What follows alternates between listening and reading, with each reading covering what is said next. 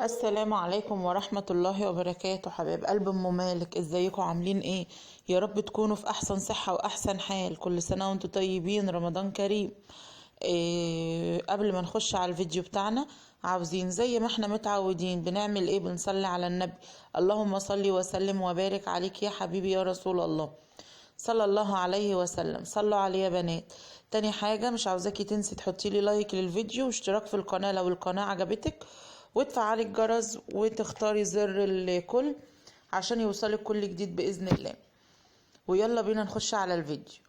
زي ما انتوا شايفين معايا كده، انا قمت طبعا بوريكم المطبخ بتاعي. المواعين دي متصفيه ومتكفيه من امبارح كده علشان خاطر تتصفى. مفيش بس غير الصينيه والفواله دي هما اللي انا غسلاهم حالا، علشان خاطر الفول يعني كان خلص وكده، وهدمس فول فيها تاني. بس مفيش غير كده. والمواعين الحوض فاضي خالص اهو، مفيش فيه عندي مواعين خالص. الدنيا زي الفل الحمد لله. والبوتاجاز نضيف معلوش حاجة، مفيش الا شوية طماطم عليه هضربهم في الخلاط. والرخام نضيف اهو برضو مفيش حاجة عليه اهو يا حبايبي. مجهزة بقى الاكل اللي انا هعمله. بحب احط الحاجة كلها قدامي كده عشان خاطر لو في حاجة نسيتها مثلا، يعني ابقى فاكرة الدنيا، يعني زي ما بيقولوا ابقى لما الدنيا حواليا كده، عشان ابقى عارفة انا هعمل ايه وهعمل ايه الاول، واظبط الدنيا واشوف كده ايه هعمله مثلا جنب ايه كده يعني. فهعمل النهارده باذن الله بشاميل وبانيه. طبعا جايبه كيلو مكرونه لام، جايباها سايبه. انا بجيب السايبه على طول، اوقات بجيب الكيسه اوقات بجيب السايب. وجايبه 2 كيلو لبن عشان خاطر البشاميل، كيلو للبشاميل وكيلو للبلح. وهنا دول كام موزه كده، العيال غضبان عليهم مش راضيين ياكلوها، فهحطها لهم في التمر بلبن. وادي البانيه متبل معايا حبايب قلبي من امبارح كده زي ما انتوا شايفين. فيديو البانيه ده انا كنت مسجلاه امبارح، وروتين امبارح كنت مسجلاه كله، بس للاسف الفيديو جيت اعمل له حفظ، عملت له ازاله، فزعلانه خالص عليه والله بعد ما منتجته وسجلته وكل حاجه. يلا الحمد لله، قدر الله ما شاء فعل. ومعايا لحمه مفرومه عشان اعمل العصاج. وما عنديش الا البصل الصغير ده، لان البصل الكبير طبعا انا خلصت خلاص، والبصل ده كنت شاريه في مشتريات معاكم قبل العيد عشان كنت هعمله مخلل بس ما عملتوش بقى. ومطلعه شويه فول عشان خاطر انقعهم عشان ادمسهم ان شاء الله للسحور. زي ما انتم شايفين بقى كده. والبيض طبعا عشان البشاميل والبانيه وكده يعني. لا مش للبشاميل، انا ما بحطش على البشاميل بيض، للبانيه.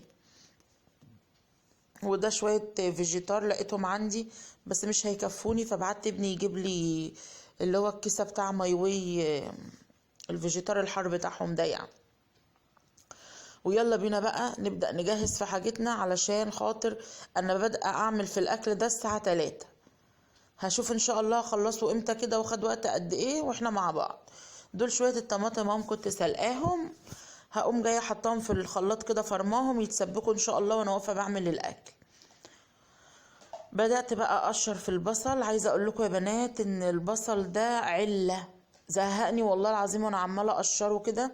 فعلا البصل الكبير حاجه سهله كده، تاخدي بصلتين هتخرطيه، هتنضفيهم يعني وتخرطيهم وتحطيهم وخلاص، انما ده زهقني على ما قشرت.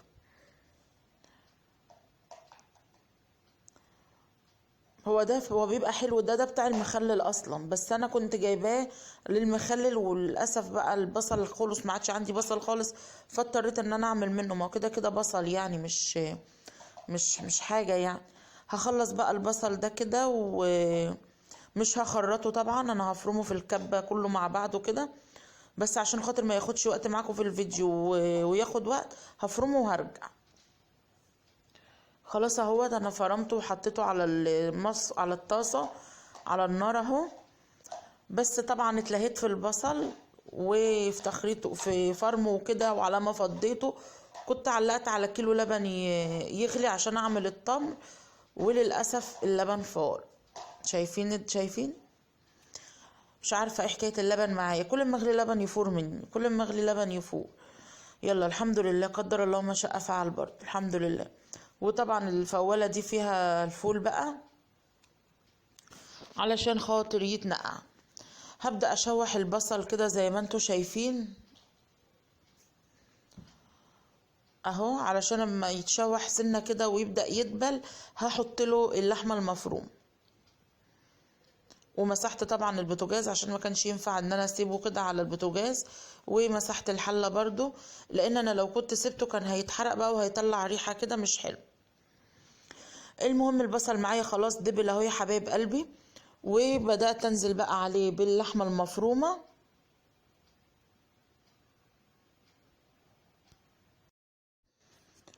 اهو انا عاملة نص كيلو لحمة مفرومة يا حبايبي، بس طبعا لان انا طلعتها من الفريزر ما لحقتش تفك، فحطيتها في البصل على طول وهيفك مع نفسه يعني. وعلى ما اللحمة تتعصج عملت بقى البشاميل. ضربته في الخلاط، انا بعمله يا بنات خفيف في الخلاط كده، ما بحبش احمر دي في سمنة ويبقى الدنيا كلها دسمة كده، لا انا بحط في الخلاط مثلا 4 معالق دقيق وكيلو اللبن وشوية ملح وشوية فلفل اسمر ومكعب مرقة، وبقوم جايه ضرباه جامد في الخلاط وبحطه في الحله، وبقوم جايه حاطه له معلقتين 2 بالظبط سمنه، معلقتين من اللي احنا بناكل بيه. بحطهم بقى سمنه كده وسمنه بلدي، تحفه يا جماعه.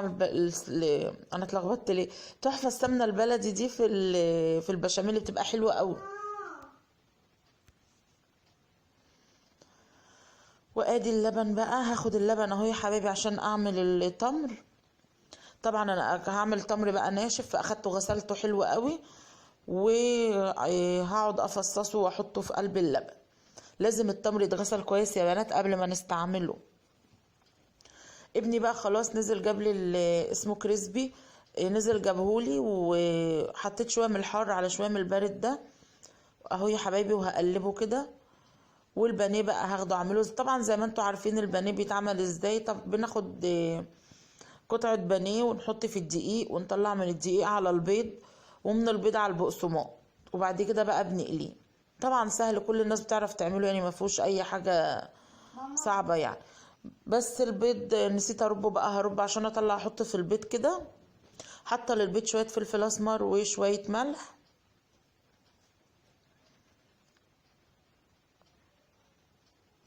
اهو يا قلبي زي ما انتوا شايفين كده.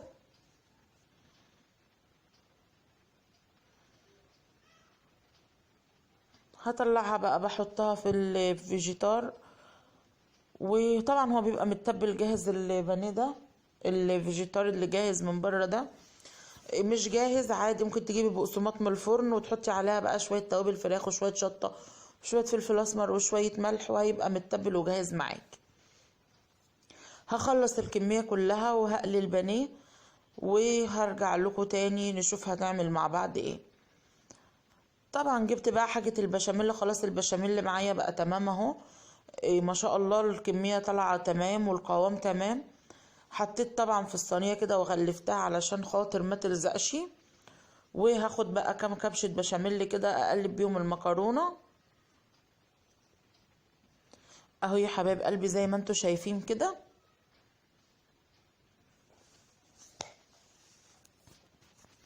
واقلب المكرونه حلو بالبشاميل عشان تبقى ماسكه في بعضها كده، وتطلع الخرطه بخرطتها.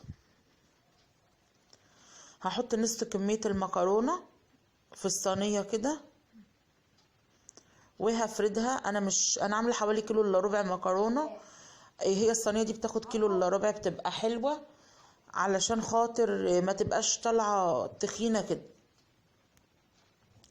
وهحط اللحمه المفرومه كلها بقى، يعني انا قلت كنت هنقص منها شويه بس لقيتها خلاص يعني هي مقدار الصينيه دي برضو نص مفروم اهو يا حبايبي. بصوا مفلفله كمان اللحمه المفرومه مفلفله كده عشان الملح. اما تحطي عليها ملح وهي لسه بتستوي في الاول الملح بيفرفرها من بعضها كده اهو يا حبايبي زي ما انتوا شايفين كده معايا. هحط بقى كل كميه اللحمه وهفردها في الصينيه زي ما انتوا شايفين كده اهو. وبعد كده هاخد بقيه كميه المكرونه هفضيها على بقيه الصينيه اكله بتاخد غلبه كتير قوي قوي قوي، وفي الاخر طبخه في صينيه واحده. اهو يا حبايبي، هسويها بقى حلو كده.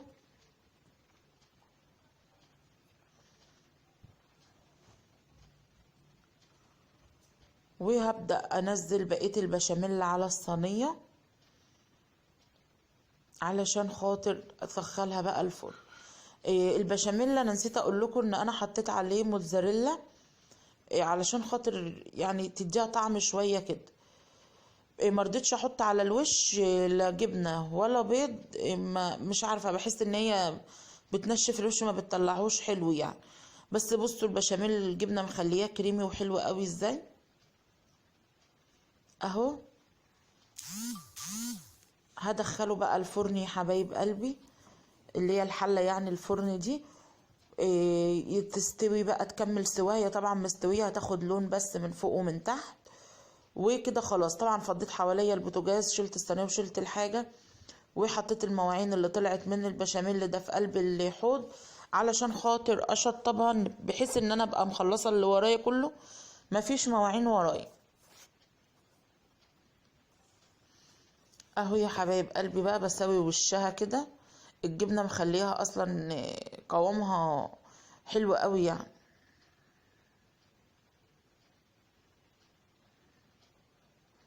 بس كده هدخلها بقى الفرن.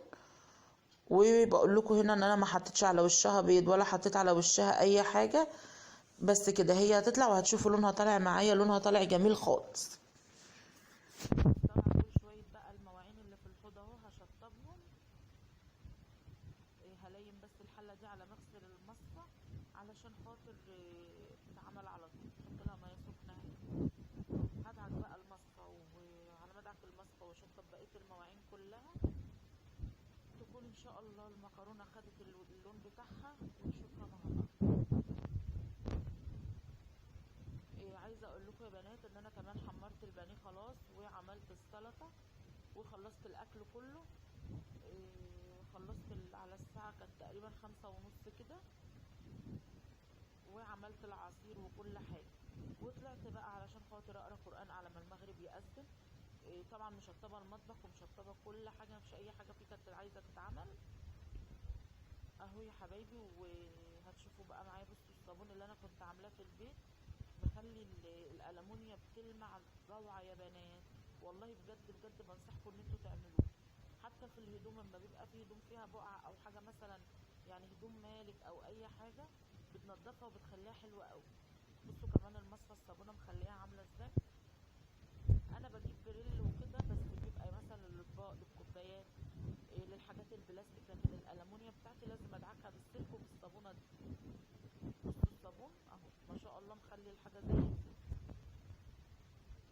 وادي يا بنات الغدا بتاعنا اهو، الفطار خلاص خلص اهوت الحمد لله. ادي صينيه البشاميل، شايفين الوش بتاعها وطري خالص ماهوش ناشف. وحمرت البانيه. البانيه ده انا كنت طبعا وريهولكوا في الفراخ اللي انا كنت دابحه، يعني اللي اخدت الوراك بتاعتها عملتها اول رمضان. وعملت طبق السلطه ده بس يا حبايبي. وادي العصير في الحله اللي هي السمرة دي.